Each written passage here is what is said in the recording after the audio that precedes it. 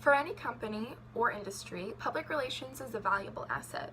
In the tech industry, PR drives business growth and trust for corporate companies. PR is essential for establishing market presence, launching products, and attracting investors. PR for tech companies generates increased web traffic, social media growth, and a competitive advantage. The tech company has issues that maybe other industries may not. As far as the consumer-company relationship, it's hard for customers to completely understand these new technologies as they can be very advanced and hard to understand for the common consumer. Public relations enhances and builds reputations for companies. The PR uses feedback from customers to better understand their issues. So when companies have products that customers may not understand, they use their feedback to better explain to their next group of customers or their next product. They may have more user-friendly explanations. They hold industry seminars to promote information and for targeted interactions with customers. Essentially, a PR firm is there to enlist help for the company, and by using these interactions, they can give a customer a voice on issues that they've had with the company. Essentially, public relations are there to give brands a voice. Whether it be Apple or Facebook or these huge companies or new startups, it gives them a chance to have a voice in this fast-paced industry. Whether it be a new company, it's important to have PR on their side to give them a voice. It drives awareness for new products and new companies. So PR is there to reach to the consumer and the customers to give awareness of these new products and companies. And essentially enhances their credibility. For Facebook and Apple and other issues that have come forward, when these crises happen, PR is there to handle them and make a genuine relationship with the customer. It's important, especially when these tech companies can be so hard to understand for the consumer.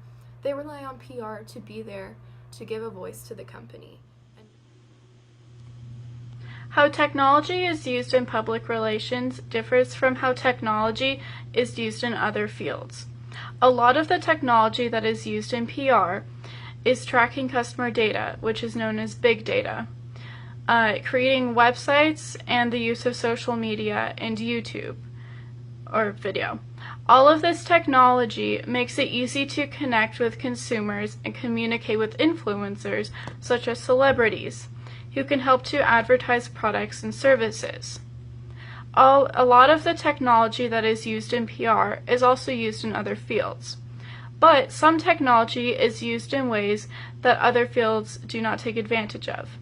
For example, PR uses big data sources to track what consumers are searching for so they can market and advertise for what they're specifically interested in. An example of this is Netflix.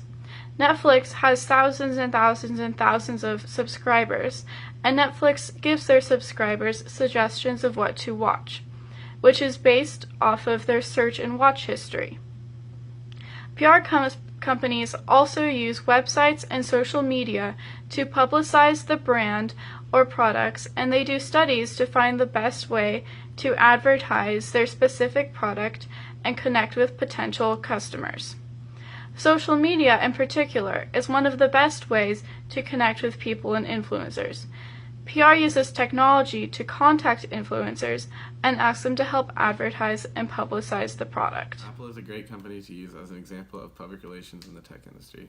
Apple is well known for their large-scale product announcements and launches that create a huge media buzz. Apple uses a tactic of releasing teasers to create conversation and speculation among consumers while providing virtually no information to the media.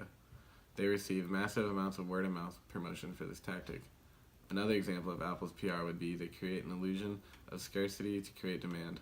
This causes a form of national excitement to be created around their new products. Apple is well known for releasing only limited amounts of their highly coveted new products and increases the desirability of their product. Lastly, they have mastered the marketing of their brand values. Many other tech brands are known to be geeky, inexpensive. However, Apple has created a brand identity of being cool, luxurious, and a friendly company. They also leveraged Steve Jobs as a quirky, interesting, and out-of-the-norm leader, which captured the interests of media and consumers alike. This has attracted a fan base who identifies with the company's innovation, authenticity, and unique vibe. When I was looking for examples of public relations in the tech industry, I found a specific case study involving a community-based business insights company called Owler. Owler delivers business insights such as company revenue projections and An important aspect of technology today is social media. Social media has the potential to affect millions of people's lives. Facebook is a very popular social media site. However, it was involved in a large personal relations crisis. It was found that Facebook had been selling over 87 million of their users' information to Cambridge Analytica. You might wonder, how did Facebook pull this off? Well, there are some apps that require that you log in through Facebook on them. When a person did this, it gave Facebook permission to sell their information. However, it also sold their friends' information when they did this. When this came out, there was a huge press conference that had to happen in order for Facebook to defend themselves. However, that's all Facebook did.